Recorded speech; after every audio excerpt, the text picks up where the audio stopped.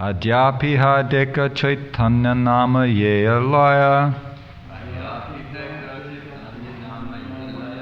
Krishna prema pulakashru vivala sehaya.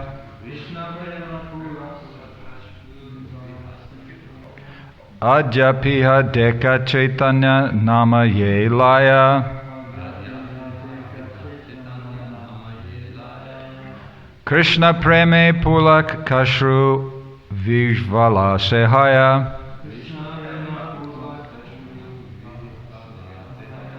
Adyapiha deka Caitanya nama Adi-lila. Krishna preme pulak kashru vivala sehaya.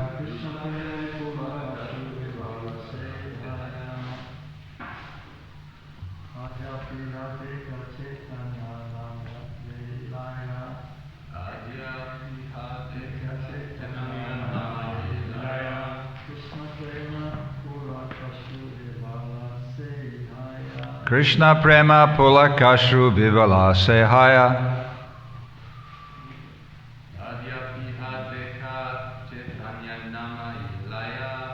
Adyapiha deka Caitanya nama Adi-lila. Krishna preme pulakashru vivala sehaya.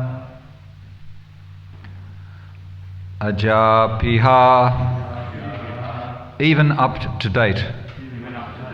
Deka, you see. Caitanya nama, Lord Sri Chaitanya Mahaprabhu's name. Yea, anyone. Laya, who takes. Krishna preme, love of Krishna. Pulaka ashru, tears in ecstasy. Vivala, overwhelmed. Say, he. Haya, becomes. Translation and purport by Srila Prabhupada. Whether he is offensive or inoffensive, anyone who even now chants Sri Krishna Chaitanya Prabhu Nityananda is immediately overwhelmed with ecstasies and tears fill his eyes. Purport. The Prakrita Sahajas who chant Nitai Gaur Radhe Sham have very little knowledge of the Bhagavat conclusion, and they hardly follow the Vaishnava rules and regulations. And yet, because they chant Bhaja Nitai Gaur, their chanting immediately invokes tears and other signs of ecstasy. Although they do not know the principles of Vaishnava philosophy and are not very advanced in education, by these symptoms they attract many men to become their followers. Their ecstatic tears will of course help them in the long run, for as soon as they come in contact with a pure devotee, their lives will become successful. Even in the beginning, however, because they are chanting the holy names of Nitai Gaur, their swift advancement on the path of love of Godhead is very prominently visible. Om Gyantam Anantasya Gananjana Shalaka Chakshushan Militam Dena Tasmai Shri Gurave Namaha Vanchakalpaturubhischa Kripa Sindhuvayevacha Patitanam Pavanebhyo Vaishnavebhyo Namo Namaha Sri Krishna Chaitanya Prabhu Nityananda Shri Advaita Gadadha Shiva Sari Gaura Bhaktivinda Hare Krishna Krishna Krishna Hare Hare Hare Rama Rama Rama Hare Hare. I fiddled around with the knobs on the far end. Okay, so, yeah. Whether he is offensive or inoffensive, anyone who even now chants Sri Krishna Chaitanya Prabhu Nityananda is immediately overwhelmed with ecstasy and tears fill his eyes.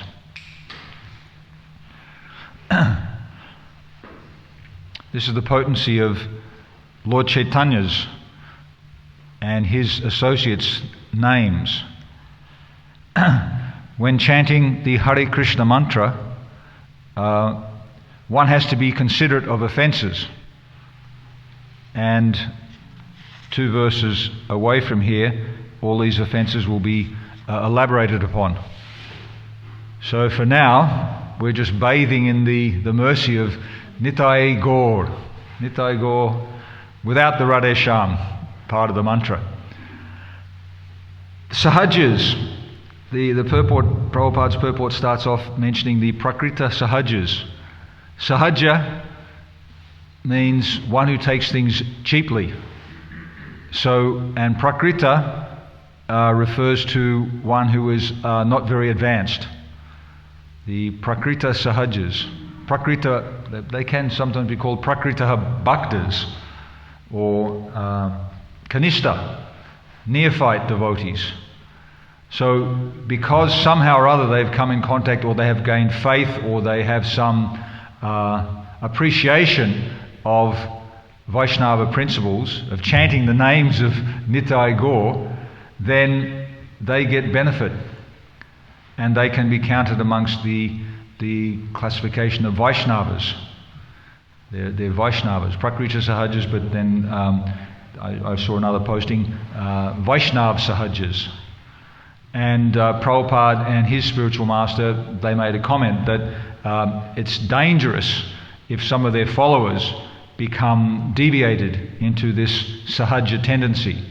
And there's evidence, there's many different incidences where that has occurred. Bhaktivinoda Thakur, in order to protect the pristine, pure jewel of love of Godhead, which was being presented by Lord Chaitanya Mahaprabhu, he listed the prominent deviant sects, and there was 13 of them. There was a verse: Owls, Bowls, Gauranga Nagaris, Deveshas, Smarters, and then there's another 7 or 8 beyond that. So these deviant sampradayas, they somehow or other have picked up on a certain aspect of the mercy of Lord Chaitanya. But they've not taken the whole package. They've been bewildered and are following a particular thing which it chimes well with their nature. Srila Prabhupada had just started up the Krishna consciousness movement in San Francisco, and there Prabhupada. Some commentators have said that he was riding on a wave of interest in Eastern spirituality. So the devotees, they'd already started doing their kirtans, and they had their temple, and then one day a group of devotees dressed in saffron with long beautiful hair came and started engaging in kirtan. The leader, who was also carrying a little puppy dog, and as they were chanting, and the leader, who somehow or other resembled Lord Chaitanya with his saffron robes and his long flowing locks, he eventually threw himself on the floor and started rolling around in ecstasy, and tears were flowing from his eyes. So the devotees were a bit bewildered. Then they went back to Prabhupada and asked him, oh no, they then talked to the leaders. Who are you? Oh, we're actually a musical group. We're members of the Baal Sampradaya, and we're going to perform at the Fillmore Theatre here in town. We're going to travel around, we're doing all these different things. So Prabhupada then had to clarify, well, who are they? And he explained that they have some sentiment and they are chanting the names, but their end goal is not what we are presenting. There was even a group here in Australia. One of the devotees spent some time with that group. They were known as the International Society for Divine Love. And their leader would display some mystic abilities. He had he could read people's minds, or he could project his voice, but he deviated. And he also claimed to be descended from Lord Chaitanya in his line. If you look at one of their literatures, there is a disciplic succession. But the beginning of the disciplic succession is not Lord Chaitanya or anybody related directly to Lord Chaitanya, but it's Lord Chaitanya's mother's sister. So the auntie of Lord Chaitanya, Mother Sachi's sister. So that's the line that they come from. And then the deviations continued that he would offer a feast, but it would be of beer and fish and served up at around midnight. So one of the devotee who spent some time with him, he expressed a deeper interest, and after some time his teacher, he offered him a Prabhupada Adi-lila. He said, maybe you should go over here. I think you're more inclined towards this presentation. So he became a good devotee and actually understood what was the actual principles of Krishna consciousness.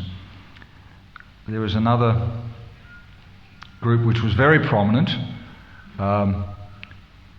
They were a breakaway group, a deviant group from ISKCON. Prabhupada encouraged them because they continued to chant Hare Krishna. They kept their long hairs and they would play with guitars and make very sweet presentations of the mantra, and they would buy books from the BBT and they would distribute them. But another devotee, he joined up in Melbourne.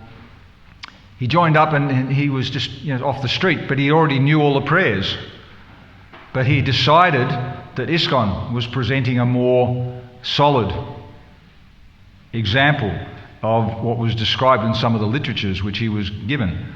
And this group, they became nicknamed as the Haribols, or some of the devotees who had more close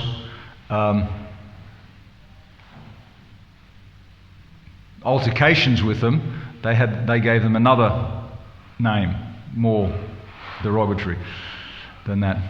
So these deviant groups, they're everywhere. We were on the train leaving from Calcutta, going back to Mayapur. It had been a tough day, and then suddenly this group of people came on, and they had a kirtan in the doorwell, and the other cultured Bengali gentlemen they said, "These are because I was wearing a these are your fellows," and the kirtan was nice for a little while, but then they branched off into Jai Guru, Jai Guru. And I thought, well, hang on. No, they're not our men. And so the taste, the experience, or the appreciation of the names, it lessened in my mind. So the chanting of Nitai Gaur, as Prabhupada describes here, Nitai Gaur from this mantra, it will evoke that ecstasy, the tears in the eyes. And the people who are practicing these deviant mantras, they do make some advancement, and they can attract other people. They can become very famous in some ways. But there's no substance, or there's less substance to them. So Prabhupada, he says that it will benefit them, and that they are chanting the names, but unless they come into contact with a pure devotee, their lives won't become successful. It's the element of the pure devotee that cements and gives mercy, real mercy, to bring people up to a higher standard of Krishna consciousness.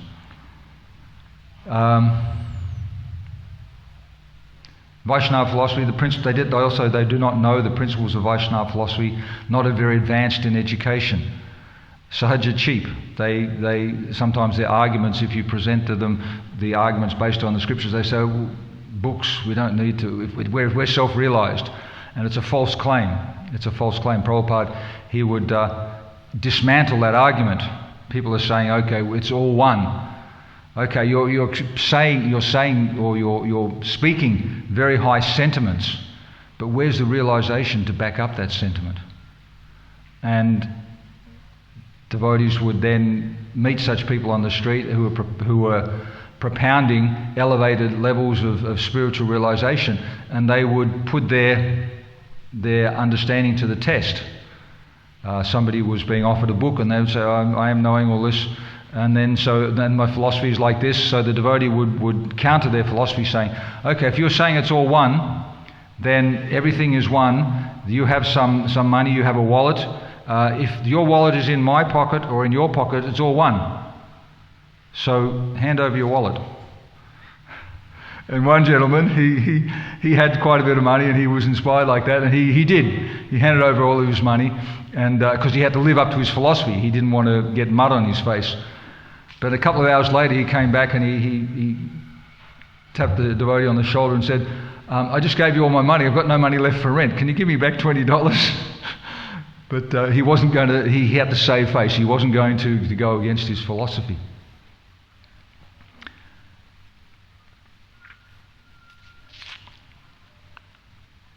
The symptoms of a pure devotee are described in the scriptures. We've heard the statement from the GBC Executive Committee that Pankajangri Prabhu exhibited some of the symptoms of a pure devotee. He was kind, he was equipoised, he was not attached to material gain. He was always absorbed in serving the deities, serving Lord Nrsingadev. Prabhupada was once asked on a morning walk on the beach, how do you classify or how do you define a pure devotee? So he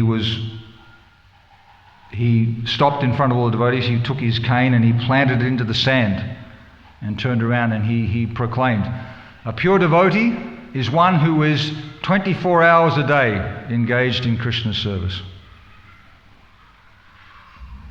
With your mind, your body and your words. Different classifications of a pure devotee. Any devotee, if you come in contact with them and they are presenting or practicing properly Krishna consciousness, then they can change your life. They can change your life. A significant change comes when one is in the association, repeated association, of one who is more serious. Srila Prabhupada, because he was fully convinced, he would often say to his disciples, are you convinced? And he would challenge them, are you convinced that Krishna is God? Are you convinced that Krishna is there in his names? Are you convinced? And the devotees would have to double check themselves. Prabhupada had a friend who would also travel and visit him and walk along the beach. It was Dr. Patel. I think one statement was Dr. Patel, Prabhupada said that he was like his brother in a previous life. So Dr. Patel had a nice relationship, a respectful but sometimes an over-friendly relationship with Srila Prabhupada. And Prabhupada would tolerate him. He would deal with him, he would continue to have him there. One time, Dr. Patel and Prabhupada got into a big argument. There was one point that Prabhupada was pressing and Dr. Patel disagreed with. And eventually, the devotees had to separate the two. And they were wondering to Srila Prabhupada, what should we do? Should we stop him from coming? Prabhupada didn't say that he was bad or anything. He just described an incident. There was one man, and he was very expert in speaking in different languages and adjusting his presentation according to the different audience, so he could sound as though he was a part of that party, and you couldn't detect where he was coming from. They'd asked Prabhupada, is Dr. Patel, is he a Vaishnava, is he a Mayavadi, what is he? So there was another incident that there was a person who was being suspected of being a spy. He was in England and he was speaking perfect English. So they couldn't detect him any other way. One very smart gentleman, he saw an opportunity. The man was standing with his hand in the doorway and he slammed the door on his fingers. And immediately the man reverted back to his native language. He started cursing in German. So they could say, aha, thank you very much, we'll take you away and lock you up for being a spy. So Dr. Patel, he was revealed by Srila Prabhupada by putting some pressure on him, exposing his real tendency. He had the ability to speak very nicely. He was there, he'd gained the favour of Prabhupada and the devotees, but his real tendency was that he was not a pure Vaishnava, as he claimed to be. Sometimes the devotees would challenge him, you're a Mayavadi. And he said, no, I'm a Vaishnava. So this understanding the philosophy and understanding the ability to discriminate and distinguish who is a devotee, what level a devotee is on, who is a pure devotee, and how to relate to these different devotees is part of the practice of Vaishnava philosophy and education. To be able to understand who is actually a devotee. There are people who will chant Hare Krishna and they come along and they're very enthusiastic, but if you ask them to do any service, they'll just keep on chanting Hare Krishna. I've got to finish my rounds, Prabhu. They'll balk at the opportunity. When we're chanting Hare Krishna, that's what we're doing. We're calling, we're asking. Krishna, Rama, Srimati Radharani, oh Hare, please engage me in your service. Please let me do service. And then the service will help us to appreciate the nature of the holy name. We'll be able to understand Krishna's name. From the beginning, then we've just come along, we've been dragged out of the gutter, we don't have any real credentials as to why we should be able to get this pure love of God as given by Lord Caitanya. By the mercy of Srila Prabhupada, who firmly, with firm faith and conviction, stayed in New York in the Bowery and gave preference to chanting Hare Krishna. In Mayapur, we had the big installation of the Panchatattva, huge festival. Pankajangari Prabhu and was organising it, and Janani Vas Prabhu was overseeing. And the festival was really nice. We were able to get onto the altar. Normally they make special preparations that only the pujaris are allowed on, and the pujaris had to wear this uniform, and you could only get these special dhotis from the pujari department. So somehow or other I managed to get a dhoti which looked similar, and by the time I was getting on the altar, everybody was already covered in all of the different substances, so it didn't make much difference. And I was standing on the side, and Pankajangari Prabhu was in the middle, and he didn't call me out. I got a few nudges, what are you doing here, from other devotees, but Pankajangari Prabhu, he was very, very supportive. I think that was one of the characteristics of his management there, that he encompassed, he embraced many different people from many different backgrounds and just supported them. So that was nice to be on the altar there. And even the little Gurukul boys, the little young boys, they had banana tree scoops, and they would be running along the front of the altar, scooping these tons and tons and tons of liquid off into the big tank. The tank, there was something like 5,000 litres of Caritamrita and lots of ghee, and as everybody, it was distributed.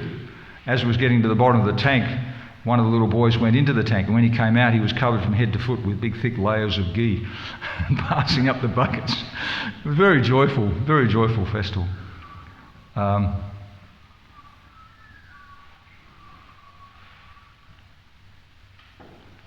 Another wonderful festival in Mayapur was organised by Pankajangari Prabhu and Janani Vas Prabhu, and the ladies who were not allowed on the altar, they were very busily engaged in all of the side activities with cooking and decorating. Sometimes they make little replicas of Govardhan Hill.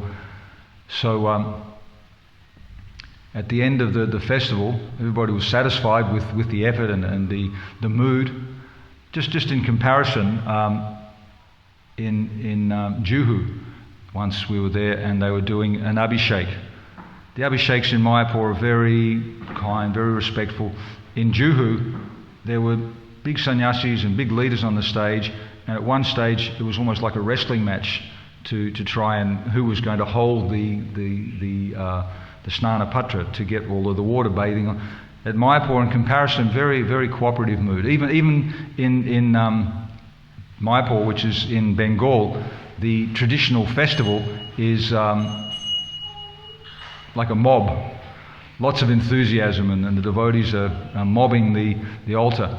Pankajangari Prabhu, his main service often was with the swing for the Julan Yatra, and there was a rope, and he would stand there and he would make sure that there was equal time. The men would be a little bit more enthusiastic, so he'd take the end of the rope and he'd start beating them. and then take the rope out of their hands and pass it over to the ladies so that they could actually get a turn as well, in amongst all the mayhem. To survive in Mayapur, you have to be able to cope with that enthusiasm. Once we were up in the twins' room. They had a room at the back of the Panchatattva altar, and some or other Bhavananda Prabhu came in, and for a little while he'd been on a campaign to stir up people who he thought were not practicing Krishna consciousness, not being a part of the mission. And I got singled out a little bit. In fact, in Bhagavatam class, he proclaimed that I did not get dragged through the streets of Navadvip in chains so that another devotee could come here to Mayapur to retire. So he was still on the same thing, and we were in the room with the twins. Pankajangri Prabhu, he defended me. He stood up and said, "He has come here to be saved." So I felt vindicated that I was here for the right reason, not that I was trying to retire. And on other occasions, we met Pankajangri Prabhu in Poland.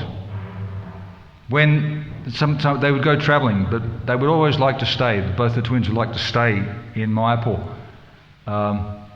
So sometimes their visa would run out, and they're born at the same. They're born at the same time, so they get passports. They would get visas around the same time, but they didn't have to both travel outside. One of them would go. Pankajangri would go, and he'd turn up at the visa office and get a visa for himself, and he'd turn up the next day, dressed slightly different, and he'd get the visa for his brother. So while they were out, they would sometimes go on preaching tours. So Pankajangri Prabhu, he came to the Polish tour, and he came at the time when there were 5 other sannyasis, and generally when an exalted devotee would come on the Polish tour, then they would be offered Guru Puja. So we had to make 6 Vyasasans, and everybody got special gifts and an elaborate ceremony. And Pankajangri Prabhu, even though I don't think he has any disciples, he was playing the part and accepting the worship. And but he was very, very attractive to the non-devotees when we were on the beach. We're going up and down the beach on Harinam, and because of his it was expressed because of his sincerity and his intent service of Lord Nrsingadev, the non-devotees could see it. They could experience it. They saw him on the beach, and they would come up and they would mob him. They would swarm him. They'd come around him. They wanted to get his association because of his intense service and his purity based on that. Trevor, he told me that he was in Perth in the ashram, and Pankajangri Prabhu spent some time in the ashram. And Trevor, he remembers that they had to do some work in the garden, and Pankajangri Prabhu just rolled up his sleeves and was right there next to the boys, just putting big slabs of stone down there. He didn't have any airs or graces on him. He was just a very down-to-earth, natural person. Unfortunately, when he was giving class in Mayapur, I didn't pay that much attention. I found that he was... Anyway, so I missed out on many of his nectarine classes. He was very, very keen. Every week he would give a class, but sometimes you'd think, oh, he's not very confident and bit shy. A bit shy to always be in that position and produce so many wonderful explanations of the absolute truth. But to his credit, he just continued. He was very expert. Pankajangri was very expert in presenting classes on Jagannath, the Jagannath Temple, and all the mercy that the devotees experienced there. And also Lord Nrsingadev. Lord Nrsingadev in the early days was dictating the worship, showing his servants how they should worship. So Pankajangri tells us the story of one devotee who was a little bit lax in the puja, in the service, and he went to sleep, and in his dream, suddenly he was awoken to feel this big lion on his chest and challenging him. And he was frightened like anything. And next morning he came and he saw Pankajanga Prabhu, and he opened up his shirt and he showed the claw marks on his chest. And the same thing with Lord Jagannath. Lord Jagannath would slap the devotees around if they were negligent. In fact, at the Jagannath Temple, Pankajanga Prabhu tells a story that one of the pujaris, he had a dream and he went to the altar to do his service. He opened up the altar and the altar was empty. And he was frantic. He was searching, where's Jagannath? Where's Jagannath? And he went to the window and he saw them, Jagannath, Balaram, Subhadra. They were walking across the fields. And he said, hey, come back, come back. And they said, we're not staying here. You're not feeding us.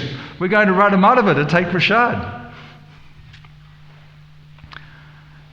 So in the association of the deities and serving the deities and surrounded in such an atmosphere and the final statement of that the GBC Executive Committee was that Lord Nrsingadev has brought him back because he was in Calcutta, and there's other devotees that I've known who left their bodies. They were pleading. They didn't want to leave Mayapur, but they were taken outside Mayapur. Fortunately, they would be able to be brought back. But Pankajanga Prabhu, he was able to be in Mayapur, and the devotees were able to properly honour him, support him, and honour his passing as well with beautiful ceremonies. So I might just finish there.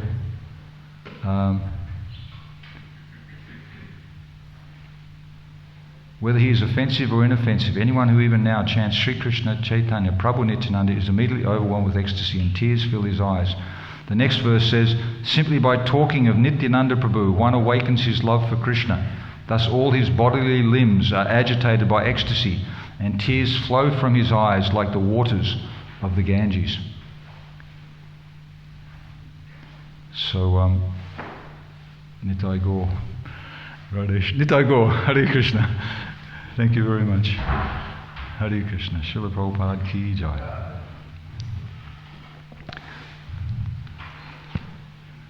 Anybody has any comments or any questions? I think we've got a big program coming up this morning.